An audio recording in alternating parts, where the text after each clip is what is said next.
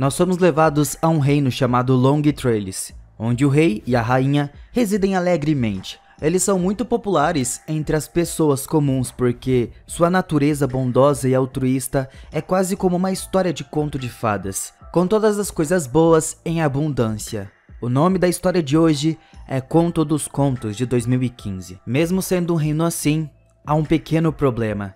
Devido a uma condição médica extremamente rara, a rainha é informada de que nunca será mãe. O rei tentou de tudo para deixar ela melhor. Convocou os melhores médicos das terras distantes, conduziu rituais caros, orou a Deus dia e noite, mas sem sucesso. Ninguém nem chegou perto de diagnosticar a sua condição. Por conta disso, a rainha começa a mergulhar em um estado de depressão. Ela também se tornou mais agressiva, constantemente entrando em discussões e jogando coisas no Inacruba de 10 anos. Mas ela mal sabia que a sua vida estava prestes a mudar drasticamente. Uma noite, um homem misterioso com uma túnica negra chega ao castelo, alegando que pode curar a rainha. Isso deixa o casal atordoado, e o rei com raiva pergunta se ele estava brincando. O homem misterioso só responde que a rainha com certeza pode ter um filho, mas para isso, o rei terá que passar por muitos problemas. Ele pode até ter que suportar muita dor. Em seguida, o homem revela que tem curado pessoas usando seu vasto conhecimento da natureza. Ele explica que a natureza deve estar sempre em equilíbrio. Se alguém deseja uma vida, terá que sacrificar uma. O rei e a rainha ficam fascinados e horrorizados com suas palavras. Eles não podem acreditar que sacrificar uma vida seja a única maneira de resolver o seu problema. Mas devido ao seu desejo, eles concordam. Com isso, o homem estranho começa a descrever o processo inusitado. Segundo ele, a cura para a doença da rainha está no coração de um monstro marinho. O rei tem que encontrar, matá-lo e extrair seu coração. Então uma senhora solteira e pura o prepara, antes de ser dado à rainha para consumo. O homem estranho estava convencido que isso resolverá seu problema de gravidez. No dia seguinte, o rei embarca em uma missão para encontrar o monstro marinho. Ele localiza em um rio próximo. Ele espera que ele adormeça e entra furtivamente na água para lançar o seu ataque. O rei esfaqueia o monstro com uma espada, perfurando seus órgãos vitais. Mas na luta que se segue, ele é jogado de um lado para o outro como uma boneca de pano. No final do encontro, a besta é morta e o rei fica com ferimentos fatais. Antes de morrer, porém, ele conseguiu extrair o coração do monstro. Em seguida, a rainha abatida carrega o coração e vai embora. Esperançosa de que o sacrifício dê frutos, na próxima cena uma donzela pura e solteira é descoberta no castelo, e ela é escolhida para preparar o coração, mas enquanto cozinha, ela experimenta sensações estranhas e fica grávida inesperadamente. Quando a rainha ingere o coração preparado, ela também fica grávida, trazendo esperança e alegria ao reino.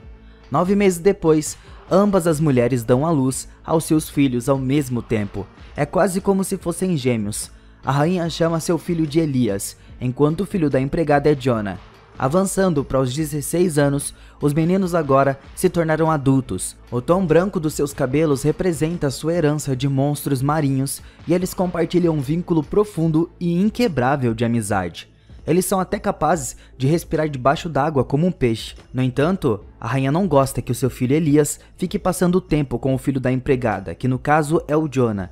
Ela o repreende constantemente para fazer amigos melhores. Mas ele não dá atenção às palavras dela. Quando nada funciona, a rainha ameaça a empregada para manter o seu filho longe do Elias. Deixando de fazer isso, resultará na expulsão de ambos do reino. Mas, apesar do aviso severo, os meninos continuam se encontrando. Um dia, eles decidem pregar uma peça na rainha e o Jonah veste as roupas do Elias e finge ser o seu filho. Mas infelizmente ela rapidamente descobre isso. Como punição, ela exila o Jonah do reino. O Elias, de coração partido, faz o possível para segurar ele, mas sem sucesso. Antes de partir, o Jonah cortou uma árvore com a sua faca, permitindo que a água fluísse de lá. Ele então diz ao Elias que ele estará sã e salvo enquanto a água estiver limpa. Depois disso, os dois se despedem emocionados, prometendo se encontrarem em breve. A partir desse dia, o Elias inspeciona regularmente a árvore para ver se de fato esse dia chegou. Nas primeiras semanas, nada aconteceu, mas então a água de repente fica vermelha. Percebendo que seu amigo está em perigo, o Elias deixa rapidamente o reino sem avisar a sua mãe. Após dias de busca intensa, ele finalmente chega à casa do Jonah. Ele se casou com uma bela jovem que imediatamente abraça o Elias, confundindo ele com seu marido. No entanto, quando o príncipe revela que ele é uma pessoa diferente, ela fica chateada. A mulher então explica que o Jonah se aventurou profundamente na floresta 5 dias atrás e não voltou desde então. Preocupada que algo possa ter acontecido com seu melhor amigo, o Elias imediatamente sai para procurar por ele. Por outro lado, com o desaparecimento do seu único filho, a rainha visita o estranho mais uma vez em busca de ajuda. Mas mesmo dessa vez, ele diz a ela a mesma coisa: para ter uma vida, ela tem que sacrificar uma.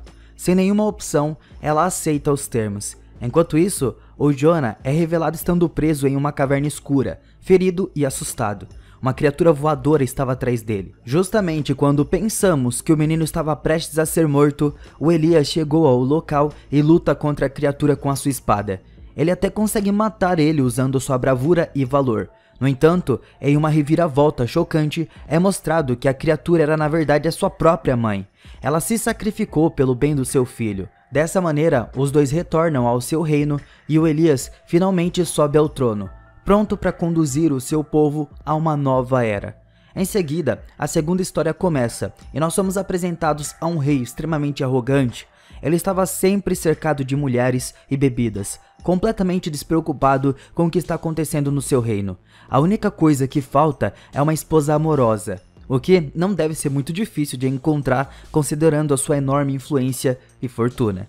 Em seguida, nós somos apresentados a duas irmãs idosas que residem nas proximidades do palácio. Apesar da sua idade avançada e existência solitária, suas vozes soam surpreendentemente jovens e agradáveis. Uma das irmãs, que se chama Dora, é uma mulher astuta e egocêntrica, enquanto a outra é franca e sincera no seu comportamento. As irmãs raramente se aventuram fora de casa e permanecem solteiras, aparentemente satisfeita em viver seus anos restantes em reclusão. Certa manhã, enquanto a Dora cantava, o rei escutou a voz e instantaneamente se apaixonou por ela. Ele nunca escutou ninguém cantar tão lindamente assim. Então, ele chega do lado de fora da casa dela, esperando ver ela pessoalmente. No entanto, quando o rei bate à porta, as irmãs entram em pânico. Não querendo expor a sua aparência real, elas freneticamente pensam em uma desculpa, e a Dora pede ao rei que volte depois de uma semana, dizendo que ela ficará mais confortável. Apaixonado pela voz dela, mais uma vez ele concorda claramente. À medida que o dia da visita do rei se aproxima, a Dora e a irmã trabalham incansavelmente para fazer com que seus dedos se pareçam mais jovens e bonitos. A Dora tenta cobrir os dedos com ervas, mas sem sucesso. Eles ainda parecem velhos e enrugados. A Ima, por outro lado, colocou o dedo na boca por muitos dias e parece muito bom e jovem. Quando o rei chega, a Dora nervosamente apresenta o dedo da Ima como se fosse o seu, na esperança de enganar ele. Para sua surpresa, o rei fica completamente apaixonado pelo jovem e belo dedo e acredita ter encontrado o amor da sua vida. No entanto, as irmãs ainda não estão fora de perigo. Se o rei descobrir a verdade, elas certamente enfrentarão consequências terríveis. Então, depois de muita deliberação, a Dora propõe uma condição ao rei. Ela só vai dormir com ele se estiver na escuridão total, e o rei concorda. Na próxima cena, a Ima começa a apertar o corpo da Dora com cola, na esperança de fazer ela parecer uma jovem de novo. À meia-noite, um guarda do palácio chega da escuridão e leva a Dora embora. O rei dorme com ela e se diverte muito sem saber que estava sendo enganado. Mas pela manhã, quando ele finalmente descobre a verdade, ele ordena com raiva que seus guardas joguem a Dora pela janela. Felizmente, a sorte dela estava ao seu lado, e ela sobrevive à queda ao ficar presa em uma árvore. Depois de um tempo, algo mágico acontece. Uma bruxa se aproxima da Dora e a transforma em uma jovem deslumbrante com cabelos longos e sedutores. No dia seguinte, enquanto o rei estava caçando na floresta, ele avista a bela versão da Dora e fica apaixonado por ela. Mais uma vez, ele acredita que encontrou o amor da sua vida, então ele a leva para o seu castelo com a intenção de tornar ela a sua rainha. No dia do casamento, a Ima também é convidada, e assim que ela percebe a sua irmã mais nova, ela fica muito surpresa e ela pergunta como que isso era possível. Ao que a Dora, brincando, responde que arrancou a pele velha.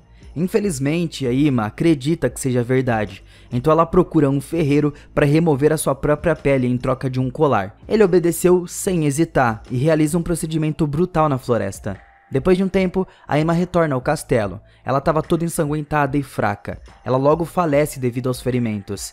Até mesmo a sua irmã Dora não teve um final feliz, porque quando a magia começou a desaparecer, ela lentamente voltou ao que era antes. Não querendo causar mais problemas, ela fugiu do seu próprio casamento e nunca mais foi vista. Na terceira história, o rei é extremamente infantil e estranho. A sua esposa morreu há um tempo e a única pessoa que resta na sua família é sua filha solteira, mas por algum motivo ele não a ama de coração. Um dia o rei percebe um inseto parasita se alimentando da sua mão e em vez de esmagar ele, o rei simplesmente permitiu que ele continue. Ele até toma a estranha decisão de manter o parasita em uma caixa de vidro e alimentar com o seu próprio sangue todos os dias. Com o passar do tempo, o inseto fica ainda maior e mais ameaçador. O rei fica tão doido com isso que negligencia o bem-estar da sua filha. Mas um dia, o amado parasita adoece e morre. Incapaz de desviar a sua mente da tragédia, o rei decidiu casar a sua filha Violet. Ele decide realizar uma grande competição, com o vencedor ganhando a honra de se casar com a princesa. Ela estava animada e apreensiva com a ideia, porque esperava encontrar o amor da sua vida. No entanto, ela concorda em participar e a notícia se espalha por todo o reino. Surpreendentemente, o rei arranca a pele do parasita morto e exibe no seu palácio. Ele anuncia que quem adivinhar o nome do inseto vencerá. Centenas de pessoas vão ao palácio na esperança de poderem se casar com a princesa. No entanto, ninguém possui sabedoria para adivinhar o nome misterioso do inseto. Isso perturba o rei, e quando parece que sua filha permanecerá solteira, alguém aparece. Um ogro chega ao castelo e adivinha o nome do inseto corretamente. Percebendo que ela tem que se casar com esse ogro, a Violet tenta tirar a sua própria vida, mas seu pai rapidamente a acalma e a convence a seguir em frente. Em seguida, o ogro leva a Violet para sua casa, que é em uma caverna no alto das montanhas. Ele alimenta ela com nada além de carne crua e a mantém confinada o tempo todo. Mas, um dia, enquanto ele estava caçando, a Violet vê uma mulher na montanha e fica feliz. Ela explica sua situação e implora por ajuda. A mulher promete voltar com reforços no dia seguinte, e ela retorna com a sua família e resgata a Violet com sucesso. No entanto, ao longo do caminho, o ogro gigante os alcança e acaba brutalmente com a família um por um. Ele leva a Violet de volta para a caverna e abraça ela apaixonadamente. Mas quando o ogro estava distraído, ela pega uma faca e o mata de uma vez por todas. Na cena final, a Violet ensanguentada retorna ao castelo com a cabeça do ogro na mão e a vista apavora todos. Até o rei cai de joelhos pedindo perdão. A Violet simplesmente diz que esse é o marido que ela escolheu e começa a chorar. A história termina quando a Violet é apontada como a rainha do trono.